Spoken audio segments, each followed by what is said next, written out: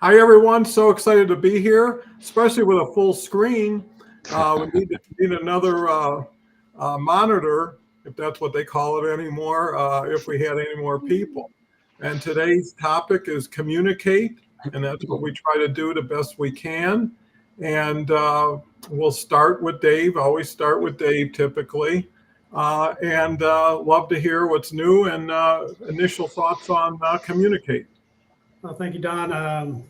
Nothing really new here, just enjoying life as best I can. And the struggle I have today is communicating because I don't really have much to say. Because as you pointed out during the pre-show, is what do we do every week on this show is we're communicating. So I will start with the first thought that I had when I saw the word of the day, and that was communicate. Was what a shame that we have so many opportunities to communicate, but we have yet to really find the great communicator, someone who can really rally us around a lot of things. Um, with all the resources we have, we've almost lost in many cases, and I'm a subject of it right now where I'm struggling to communicate. We've lost the ability in many ways to communicate with our friends, our neighbors, our family. I don't mean to be a negative Nelly. It's just my first thought. No, and I think it's a great thought because it just got my wheels turning in my head as to, what you have to say and what it really means going forward. So before I jump in too fast, let's give it to Charles. Yeah, thank you very much. It's great to see everybody once again, and also to have a full panel, as you say, Donald. It's wonderful. The one thing that pops up for me about communication, that because typically when we're thinking about communication, we're thinking about communicating better. But I want to flip it around and emphasize not communicating at all. So silence speaks volumes. For people's absence, their pauses, their withheld words, not replying to an email, for example, not replying to a text message, especially on WhatsApp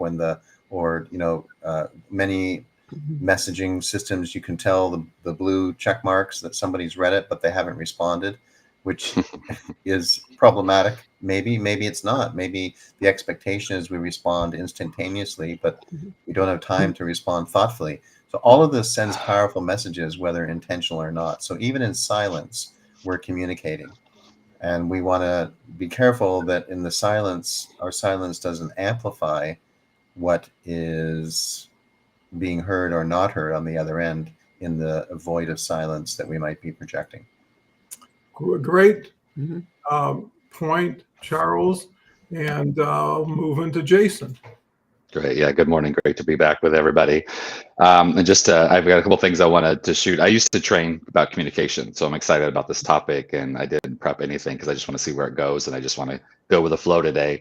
But I do have a couple of points to make first. But to Charles's point, I love it. Like in Dave probably remembers this, and in most environments, big environments, in like the Marine Corps, like in boot camp and in training, when you've got 90 rambunctious people and they ask a question, and they say, does anybody need more information about this? You don't say no, because if everyone says no, then you're not going to hear the yeses. So you get trained to not say no, only answer in the positive. So if you do have a question, you say yes, everyone else goes silent. And I think the challenge is then do the no's not then get counted? So to Charles's point. So I just want to make that point because that's what came up to me when you said that. A couple things about communication I'd love to share to start off, and then we'll just see where this goes. In NLP, we have a saying that says, the meaning of any communication is the result that you get.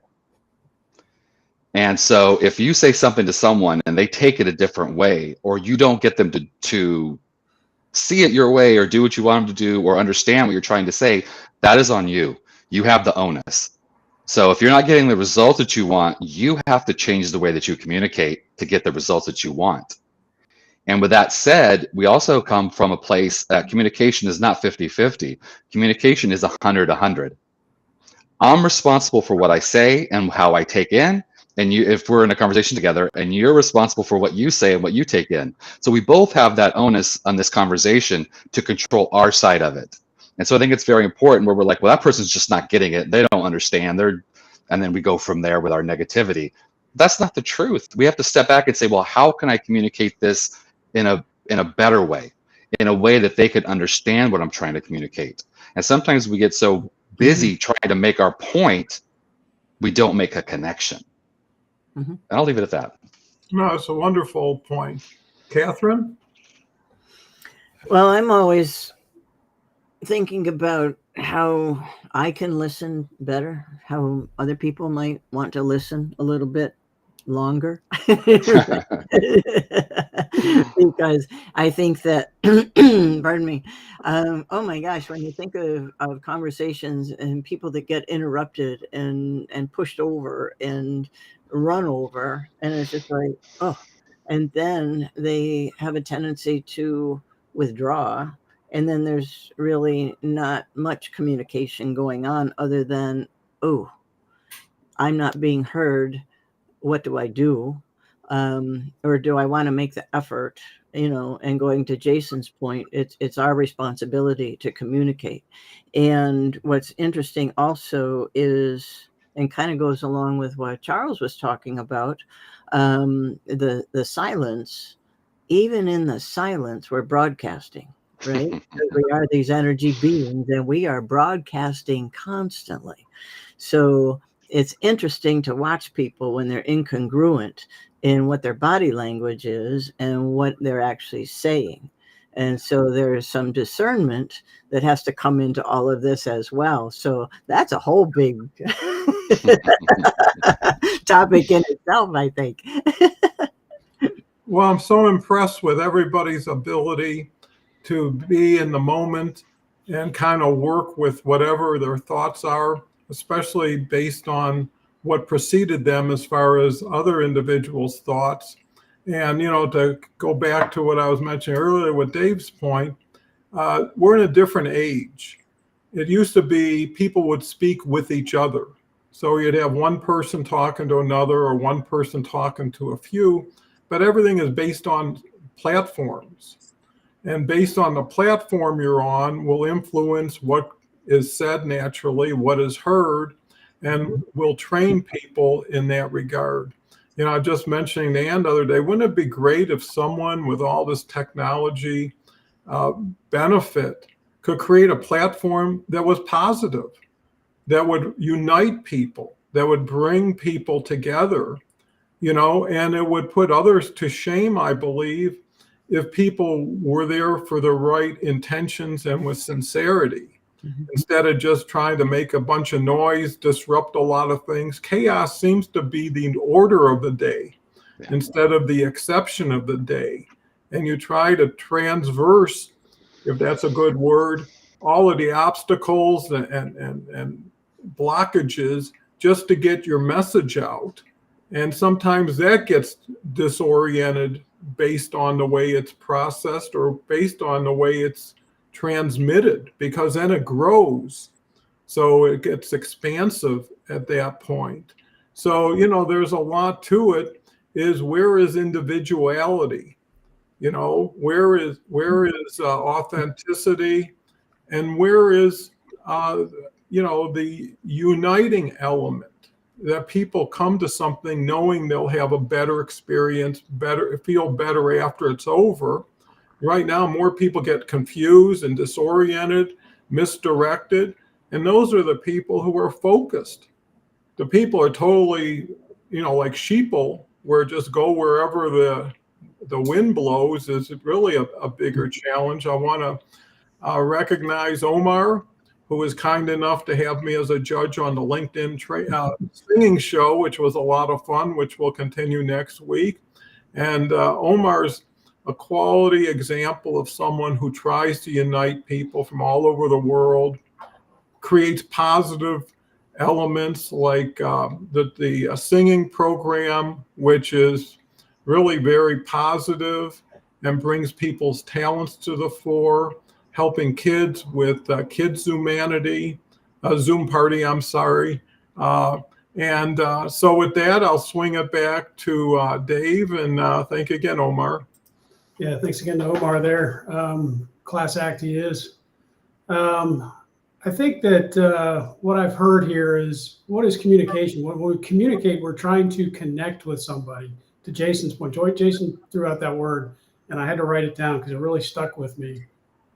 I want to communicate something that I'm thinking. Right now, I'm communicating something I'm thinking. Maybe I'm not doing it very well, but there are people who, to your point, Don, we need someone who can communication. The entire idea of communication is to convey ideas, thoughts, or processes that people can connect with and relate to. Maybe not agree with 100%, but at least, to your sheeple point, have some idea of causing them to think outside the box, outside their normal lines, even, if that makes sense. I'm struggling with communicate when I'm trying to communicate. So I'm really in a do loop here that's really not very healthy for me, probably.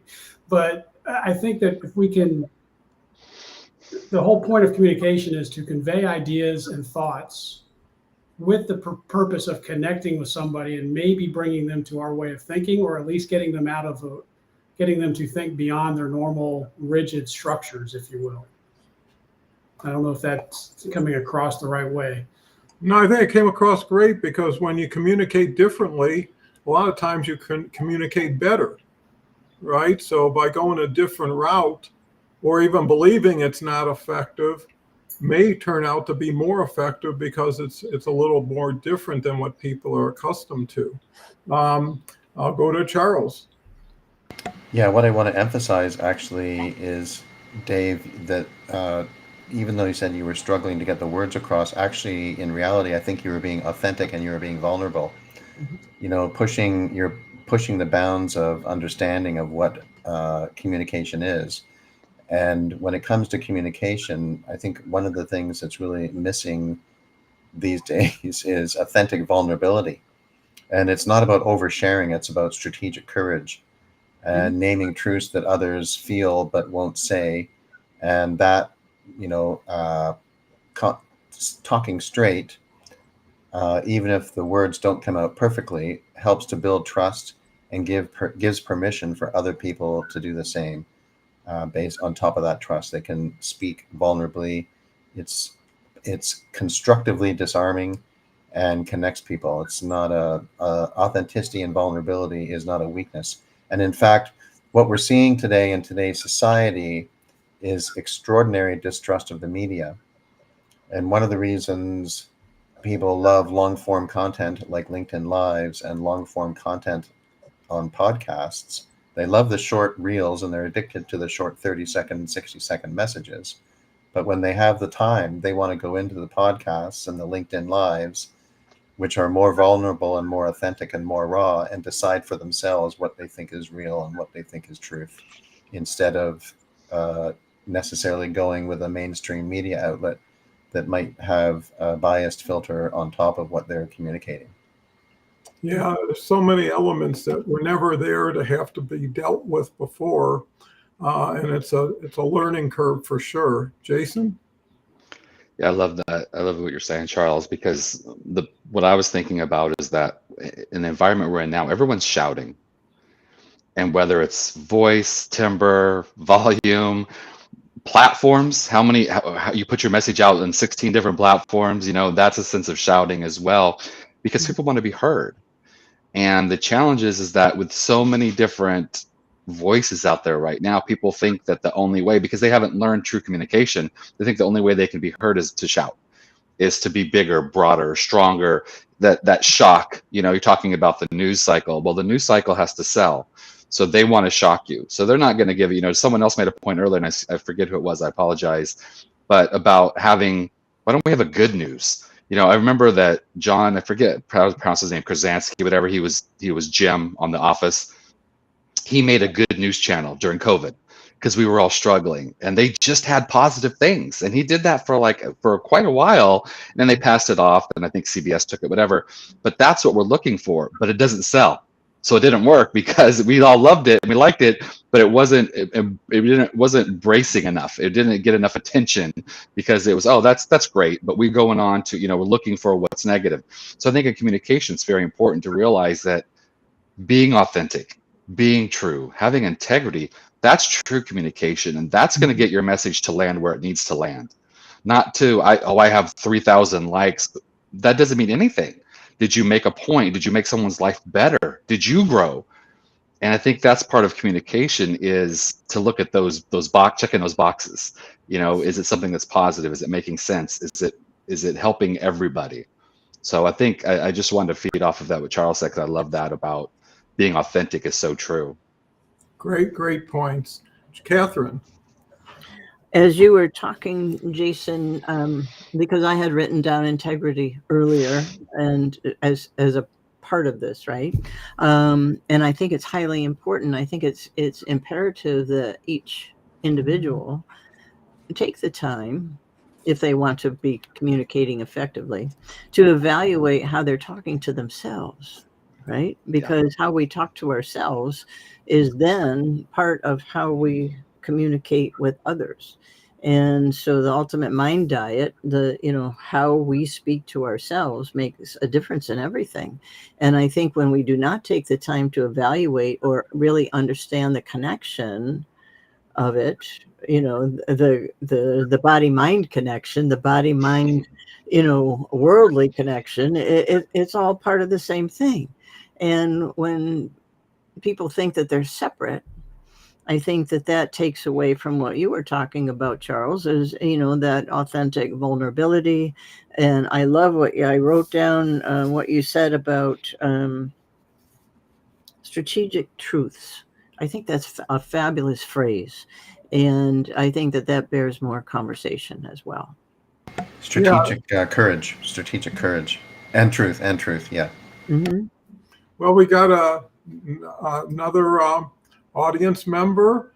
Love this title. Reminds me of the hour of power. People today need examples to retaining and regaining positive mindset more than ever.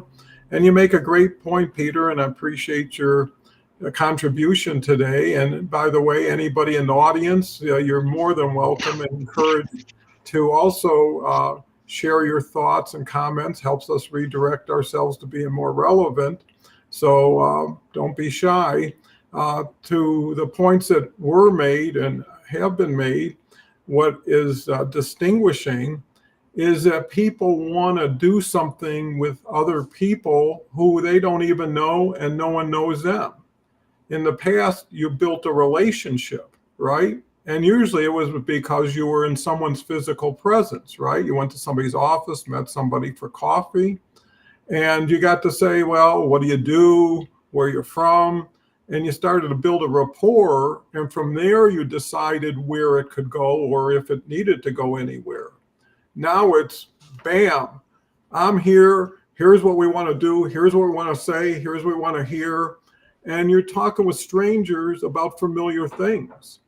You're getting deeper into something that you're not even aware of what it is. So you're trusting elements that have never really needed to be trusted, because in the regular, let's say, physical form, you took care of one situation with one person at a time and you listened, right? Mm-hmm. Now, I think to Charles's earlier point, everything is 5 seconds, 10 seconds, 3 seconds, so it has to be fantastic. It has to be dramatic. It has to be bigger than life, but you can't keep that up. And I think what's happening, the disparity between the overpromise and the reality is starting to wear thin. Yeah. And that's where the distrust starts to come in. Well, you told me this, you shared this, and you did this, and I accepted it. And because of that, I invited you in. And as soon as I got in, you went to somebody else or something else or a different message. And retention is so important. People are just saying, boy, the volume of people out there is so large. I can just get them by some sort of, bait, something that just says, oh, here's something sweet for you, and there's nothing to it. It's empty calories as far as the communication goes. But people are successful. Why? Because people pay for numbers now, right? YouTube influencers who make a lot of money are always talking about, well, we just hit 100,000 subscribers. Now, where does that one person fit into the 100,000? They really don't. And it just encourages you to say, well, I'll go for 100,000 instead of 10 good friends. And I think when I see LinkedIn, what it comes down to at the end of the day is who do you talk to, who do you listen to, and who do you build with? So it's not the numbers, it's the quality of the conversations. And sometimes the numbers can distort things. I remember my earlier shows, I was getting, honestly, a comment every 10 seconds for an hour. And it wouldn't be, unusual to have 360 comments. And if you start to share those, your hour can go pretty quickly. And at that point, I decided I wasn't going to do anything to attract irrelevant individuals, because there's a lot of people just show up when there's a crowd, right? Trying to take advantage of the crowd. So anyways, it's very complex. And for a lot of people who haven't had the experience on social media, it's a new game that they haven't really learned to play. And the individuals they look up to are not always the best people who can help them go forward. We've got another individual here. I believe you've been here before. I recognize your name. Yes, how to treat yourself own. That energy reflect to others and become mindset as well as communication. So true. And feel free to share where you're from. And, would love to recognize you.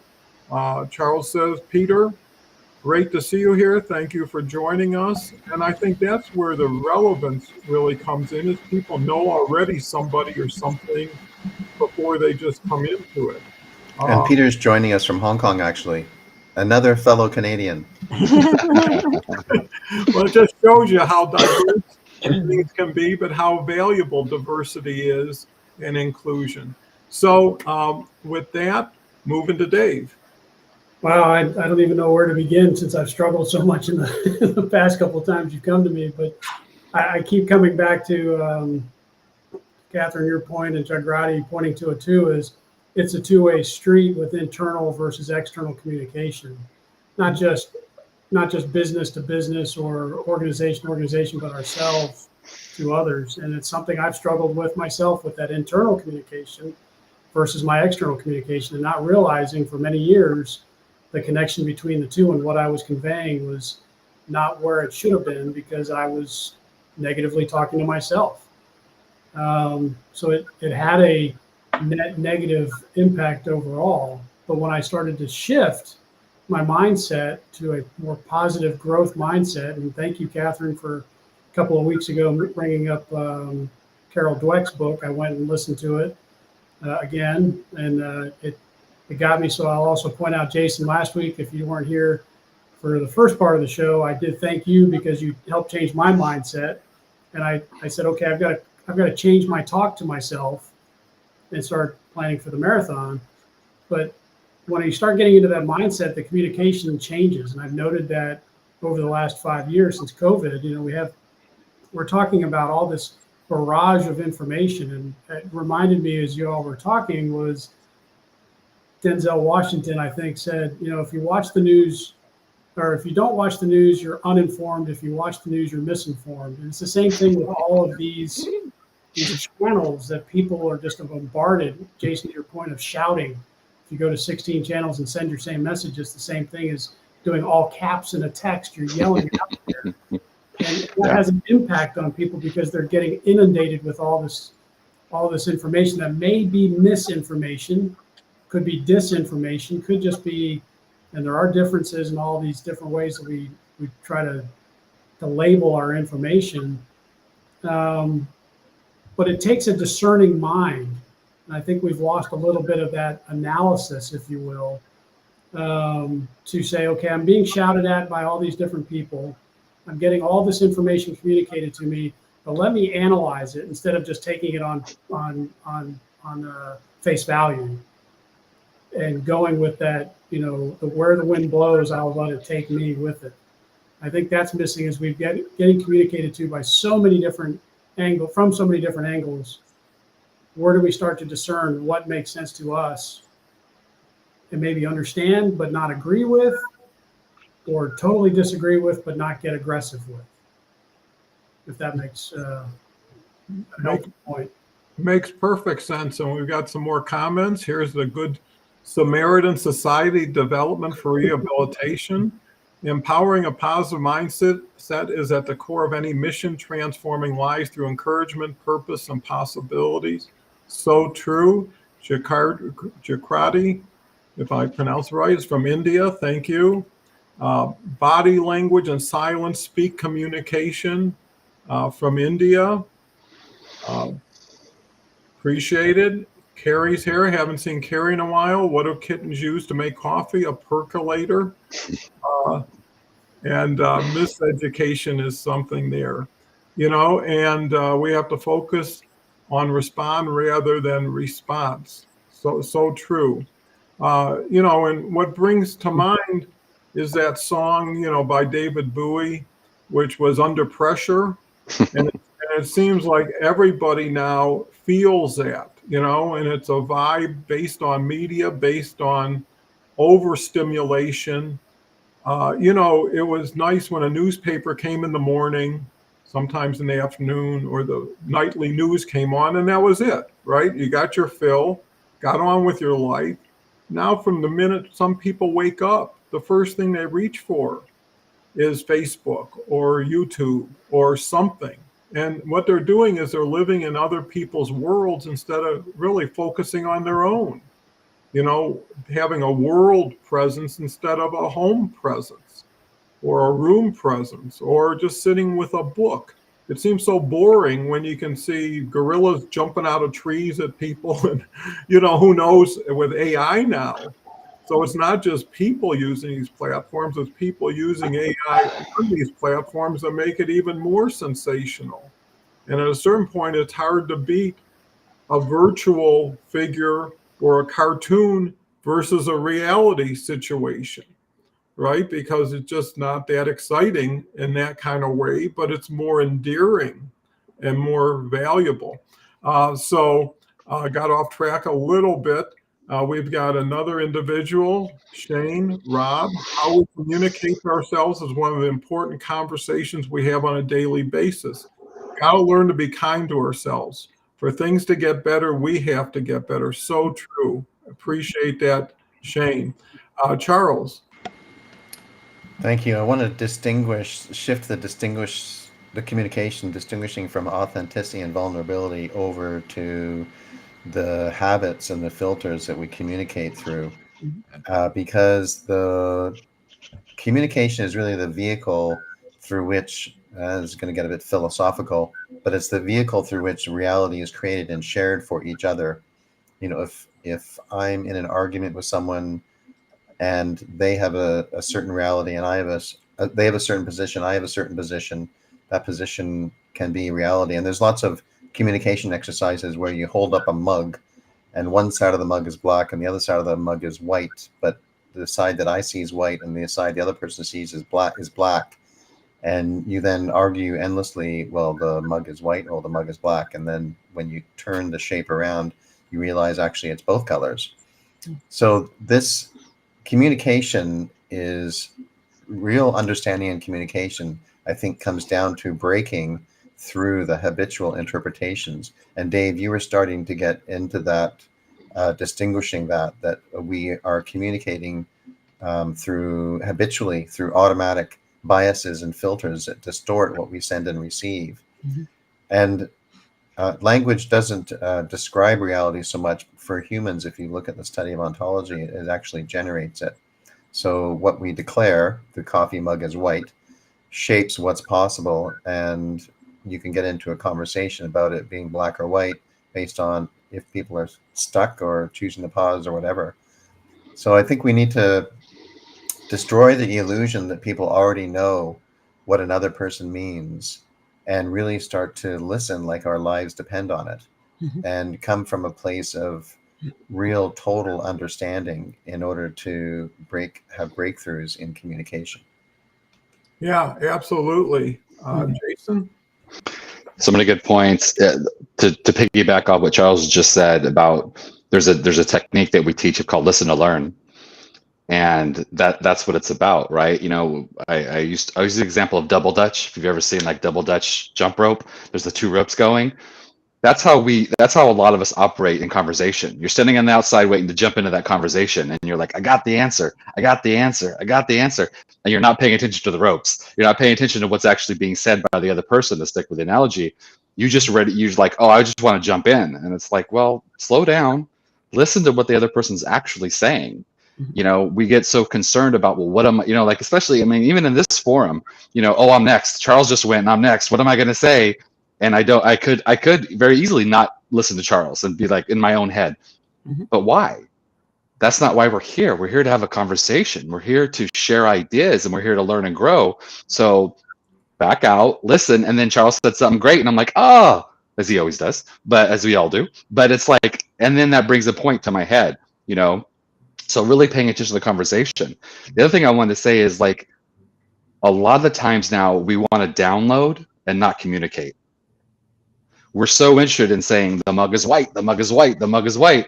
We don't hear, well, the mug's black. Well, why do you think that way? Well, what is it that brings you to that conclusion? Well, what is it how can I look at this differently to learn to see how you see? We don't do that. In general, everyone just wants to get their point across and just jam it down there and just push it out. So it's very important to be reciprocal. It's an ebb and conversation. Communication is an ebb and flow, And the other thing I wanted to talk about or to mention is that, I mentioned earlier, and we've talked about it, about this world now, people shouting and wanting to get your attention. Well, then once you get their attention, then what? Have you ever seen a child with their parents, like mommy, mommy, mommy, mommy, mommy, mommy, mommy, or daddy, daddy, daddy, daddy, pull on them, and the parents ignore them, and then, a minute or two goes by, might seem like hours, and then finally the parent's like, what? And the kid goes, oh, I don't know. Because they forgot what they wanted to say. They were so interested in just getting that attention because they had something, but then they forgot it. So that the attention then becomes more important than the point they're trying to make. And I think we see that a lot nowadays. So it's very important to be in the conversation, not downloading. And I want to jump in here and add something. That is a perfect example of a failure in leadership, when the child is trying to say something to the parent and the parent doesn't respond, right? Yeah. There being a role model. When I talk about the silence that I started off with at the start of the hour. So true. Yeah, so true. Catherine? Oh, so many things have come to mind. I love the visual of the double dutch. What a great example. And I think that, visuals are just so telling, right?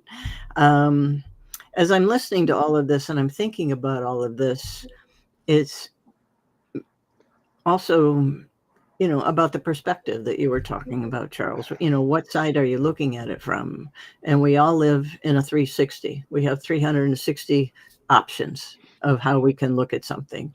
And each one of us here lives in a 360, right? So in order to actually engage, there has to be some sort of invitation, right, for those puzzle pieces to fit together. So there is a true communication. I think emotional regulation is critical in all of this. And as someone had pointed out, that responding instead of reacting. I think it's also important to bring into the conversation a little bit about all of this communication that seems hollow on so many levels is actually affecting our health. Because when we are not satisfied in communication, we're not running at a very high vibration. We're not generating these fabulous chemical cocktails that make our body want to just say, oh, yeah, we're going to have a great day today. And the statistics show that the numbers of people that are experiencing different mental illness issues and life skill challenges is rising. And so then that compounds the communication difficulties. And that's why I do think it's important to emphasize not being Pollyanna, but all right, what's a different way I can look at this, which is a little more positive, which will actually bring me to a solution and not some sort of roadblock. Yeah, I mean, these are all wonderful points, and it's amazing how collectively we can start with a simple word, and initially it doesn't have much meaning. But when you start layering on everybody's little contribution, it becomes significant and it starts firing things off in your mind to bring back experiences or thoughts. The other really key thing is when you're focused on what you have to say, you're actually disrespecting the other person by not giving them enough credit for what they have to say. And then maybe they will never say the best of what they have to say unless they're encouraged or invited in, right? If they're just bulldozed all the time, they'll just take the best of the talk and take it with them possibly. So, you know, a quality, thoughtful individual will bring a person up to a certain level where now they can communicate and share and gain so much from it. We've got a lot of comments today, which is always great. Omar says, so true. We need to figure out ways to limit our tech and spend more time with people in person. Absolutely right. Shane comes back with, when we change the way we look at things, the things we look at change. And that's so true. Charles, true understanding requires breaking through habitual interpretations. True understanding requires breaking through habitual, okay. Leah says, absolutely 100%. Thank you for joining us today. Charles comes back with, communication is a source of how we relate to the world and others. And, you know, I think at the end of the day, we got to figure, what is our happiness quotient? You know, how satisfied are we? And why are we more satisfied or less satisfied? Well, a lot of it has to do with what you're plugged into, who you're plugged into, and it's slowly modeling and training you. You know, that saying, you're the factor of the 5 people you spend the most time with. Well, usually people think, well, those are people I go bowling with or go grab a coffee with. But who are the 5 people you're spending the most time on social media communicating with? Right? And they may not definitely be the physical people you come into contact, because I see people from Pakistan and India and everywhere around the world. And discipline comes into play. You know, at what point do you judge and say, this is not right for me, or I'm not comfortable here? Instead of trying to adapt, unattach and reattach, you know, plug into a power source that motivates you, stimulates you, and makes you feel good about it. And, you know, this show, you know, for the last 3 years has done exactly that to me. I don't really care about quantity. I care about how did we leave here versus how do we come here? And more importantly, where is that going to allow us to go from here? So you got to have a continuum. Too many things are in, out, done, start a new one, right? It's like reading a book, the first page and going to the next book, you know, and as opposed to really enjoying it, value it. You know, where's that word savor show up? You know, when you have something and you don't want it to end, or you're eating less of the dessert because you want to keep tasting it versus chowing it down. So anyways, there's so much to this. Dave? Yeah, a lot of great points, and I appreciate the comments from the people watching and listening. And two points I want to bring up, and they kind of interrelate here. Is Charles, you brought up you know, the black and white, and that's a perception versus reality argument. You know, what you perceive is not always reality, and it leads me to thinking about non-verbal communications. We've been talking about how I'm communicating with words or lack thereof if I don't respond to a text or I don't respond to somebody's verbal communications. But nonverbal communications can have the same issue with perception versus reality and communicate a message just the same as the words I'm using right now. If I'm looking aggressive, Does that mean I'm mad at you? Not necessarily. I could be aching. I could have a pinch in my back. It could be that I'm really interested and I'm leaning in and getting, my eyes are squinting, but I'm not mad. I'm trying to understand your concept or what you're trying to convey. So nonverbal communication is just as important as verbal, but our perceptions of that nonverbal are just as, there is an interrelationship there. And we have to be thinking about these things as we're talking. To your point, Jason, with Double Dutch, I'm watching, I'm listening to what people are saying, but I'm also watching. The second rope can be the visual with the words, the audio and visual coming at me. Okay, well, what am I thinking? And now it's time to jump in. But at the same time, I've got two ropes going on my own, verbal and audio. Love it. Yeah. So I think there's another aspect we haven't discussed, and that's the nonverbal communication that we convey. And I'll be the first to admit, I mean, I sit with my arms crossed. That's not because I'm angry or that I know it can convey that. I just happen to be have a sore back today, so this helps me stretch. But I'm still engaged with what people are saying. And yeah, if we just take off, what we've been taught are the usual relationships of what one thing means to another, without knowing that person, you guys could think I'm just being a little snit over in the corner, and that's not the truth. So nonverbal has a big impact on what we say and do as well. Yeah, I think it's absolutely a quality element, because you can trust people's instinct to adjust their facial expression with a word, where some people can cover up their words by the way they communicate. Charles?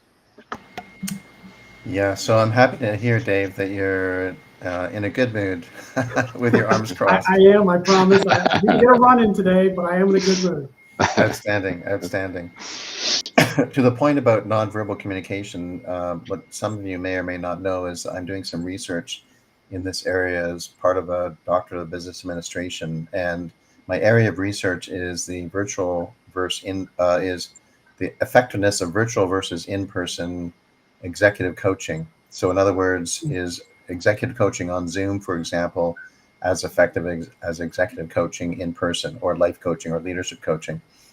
What's interesting is that in the literature review, I discovered that there were some rebel executive coaches. They were some of the pioneers of executive coaching in the United States, that when teleconferencing facilities, not speakerphones, when speakerphones were first introduced in the 1960s and 70s, and they were some of the first pioneers of coaching, they started experimenting with coaching using speakerphones and not having in-person meetings, exactly for this reason, because when they were listening to their clients or their coachees speaking, they were picking up other types of communication cues, and they were removing the bias of the crossed arms, for example, and not maybe, even though they might recognize that someone's arms are crossed because they have a sore back on that day, subconsciously it's not connecting and not communicating. So this whole area was really fascinating in terms of the communication of the verbal and nonverbal cues, and some of the research that's been done in that particular area. But coming back to some of the earlier points, most people listen from their opinions, and real listening is all about dropping our worldview and getting another person's worldview and getting, understanding what they're saying, because another person's truth isn't my truth necessarily. It's just the story. So communication is very much a leadership act. You're either generating the future through creative, powerful, unbiased, non-story communication, or you're repeating the past. Exactly. Jason? Great points. And to piggyback on what Charles was just saying, I think the key to communication is engagement. I think that's what we've all been talking about, is being fully present in the conversation, whatever that looks like, and being aware of the verbal, the physical, the cues, all the verbal cues, all the, everything that's going on in the conversation, but be engaged. And part of the way we can do that is, ask questions. It's not a teeter-totter where it's back and forth. It can be a combination. And so, one of the things that's very important, like in leadership, is to to ask what they're talking about if you don't understand, and not assume that you know what they're talking about if you have any doubt, you know. And if you do this technique heavy-handedly, it's really obvious, and it's like, okay, I get it. You're trying to ask me. But, you know, if you ask someone, so what I'm hearing is you feel this way about this. And they might say, that's not what I'm saying at all. What I'm saying is this. And they clarify. And then that gets the communication back together. That repairs any break that might have happened, you know. But or just check in with them and say, you know, and this is a technique, so this has to take some time. But if someone's sitting with their arms crossed, you might have your bias thinking that they're closed off or something, and check in with them. Not ask, well, what's going on with your arms crossed, but, you know, just check in and make sure that you still have that rapport built, or that you've built rapport. And if you have rapport, that's not going to be an issue, because if you have rapport, maybe their arms are tired, maybe whatever, it's not a big deal. But if you haven't built that trust, if you haven't built that conversation yet where it is engaging, then that might be possible if they're shut down. So I think that's what it all comes back to, is that you have to be fully in your conversation and not worried about everything else. It's like mindfulness, right? Yeah. Mindful listening, mindful talking. It's very important. That's beautiful, for sure. Catherine?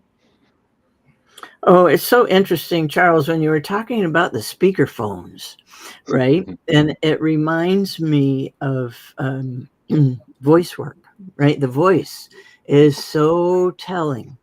And when someone is just, you can tell when they're speaking just from the neck up, right? And they're not really connected. They don't have a lot of resonance. They're not connected with their body. And so that, in my discerning mind, tells me, okay, something's not connected, and what is it? I don't necessarily have the answer to that, but it's going to invite me to listen a little more closely. And so I think that that's fascinating in itself, because the nonverbal cues, the body, as we have, you know, landed on before, is so telling in regard to communication, but it's also the voice.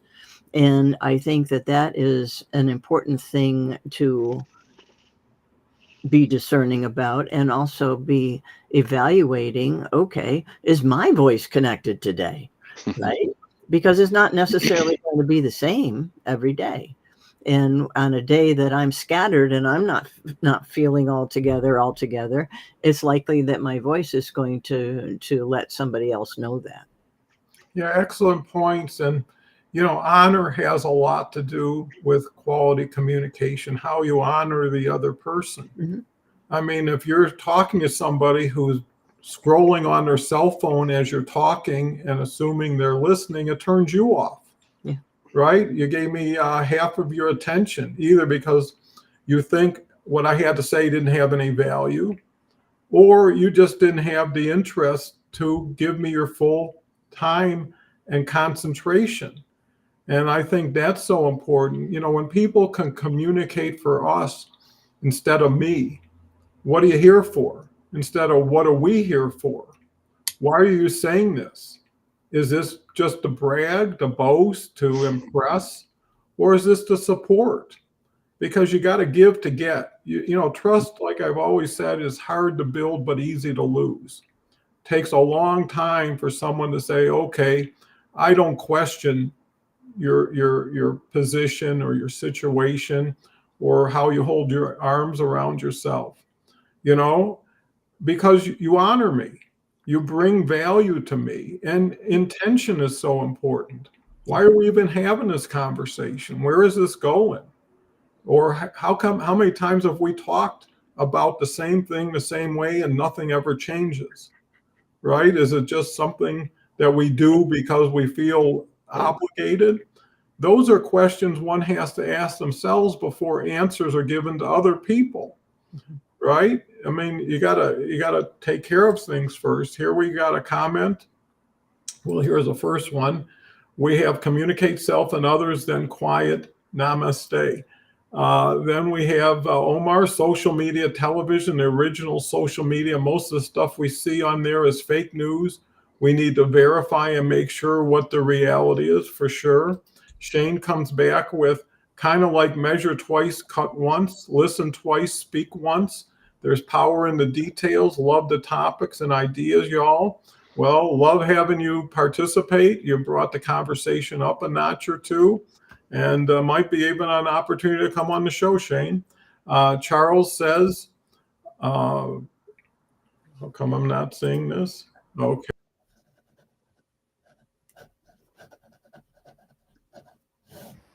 I think we just lost lost. Oh, I think, yeah, I think Don's frozen. Oh, there you go. connection loss. Frozen. Great. Oh, almost. Well, it's interesting. You see, you get a break in the conversation, and then it brings something else to mind. Yep. Everything was He's done. gone. There we go. I think We have to Charles, keep you're up next. communicating. Yeah. Go ahead, Dave. Oh, I think you're up next. Yeah. Oh, was it me? No, I don't know. Is it me? I think all I know is that I just finish up with it's coming up on the top of the hour. It's been a great discussion, and I always appreciate it. I don't always communicate the best or have the most profound insights, but I always take something away because these communication opportunities are insightful every time I come in, and I appreciate you guys for them. Thank you. Yeah. And I love that. And same thing with me. And it brings up a lot of creative ideas. And I think that that's the value of having diverse opinions represented with diverse backgrounds represented on the live. I remember I once heard it said that we think we're having a dialogue, but in reality, we're having two monologues. And this comes back to the nonverbal communication. One monologue is with words, and another monologue is with our nervous system. Because if our body language contradicts our words, then people feel the dissonance between, it's that energy that you were talking about, Catherine. They feel that dissonance between what you're saying and actually what you're communicating physically. Yeah, I'm back. It's always good. Glad to have you back, Don. Yeah, it's always glad to be back. You don't know how much you enjoy it until you're outside of it or excluded from it. We were worried about the meaning of your lack of communication for a minute. Well, I was basing it all on trust and honor. So we've got a comment here, which is quietude. I haven't heard that before. Or quiet attitude, one could actually say. I got a lot of conversation. Every conversation depends on individual belief systems, environment, and situation. So true. Charles comes back with the meaning of communication is the response you get. There's no right message, only what lands. Keep going.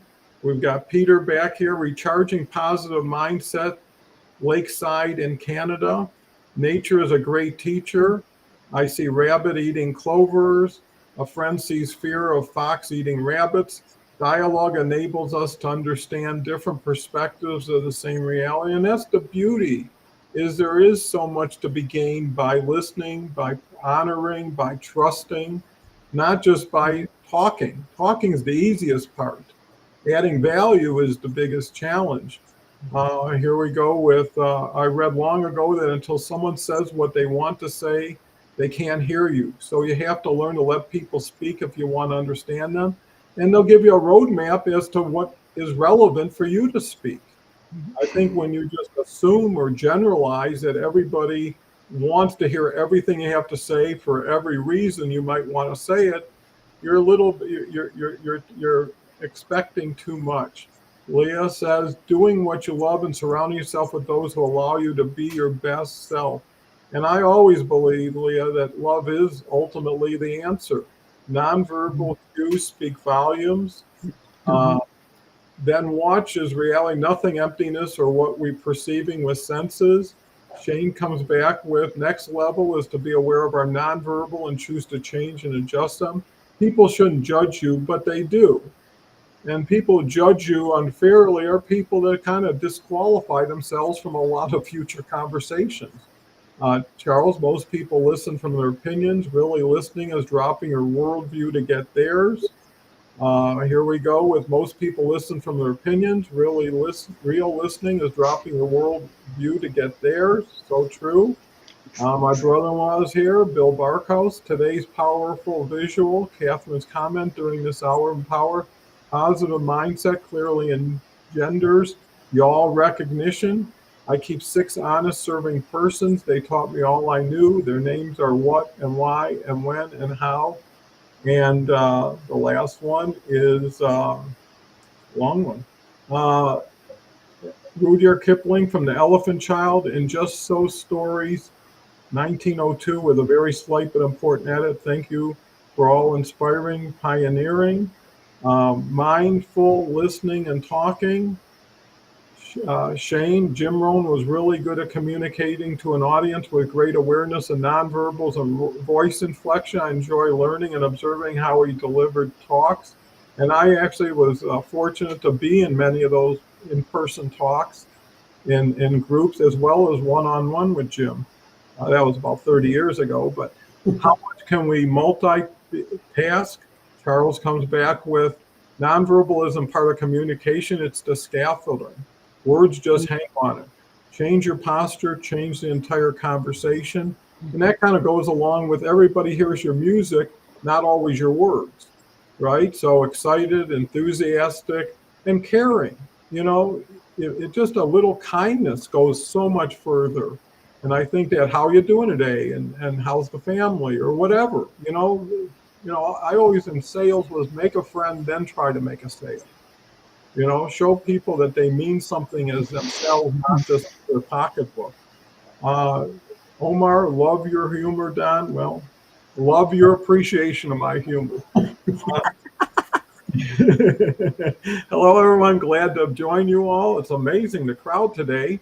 Charles Lamira, welcome. Thank you for joining us. Well, Charles seems to be the magnet for a lot of these wonderful, interesting people showing up and participating. Too much information. Well, that's interesting. So I talk so much about comments. I'll swing it one more time around really quickly for last thoughts. Dave? I think I shared my last thoughts. I really appreciate the communication that we have here every week, and it's something that I really look forward to. So I'll leave it at that as we're coming up on the top of the hour. Well, thank you, Dave. And what turned out to be a subject that maybe you weren't too tight with became really strong as you went forward. So it just shows you our ability to continue to expand and grow even from whatever base we start with. Charles? Yeah, my closing thought is to communicate effectively, we really need to realize that we all have a different perception of the world and use this understanding as a guide for how we communicate with other people. And the single biggest problem in communication is probably the illusion that communication has taken place when often it has not. Great point.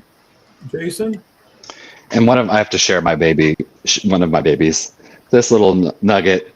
She decided to come in here and she communicated to me she wanted to come up on my lap by me mewing, her little mew mews, and I didn't pay attention. So she changed her communication style and she stuck her claws into my leg.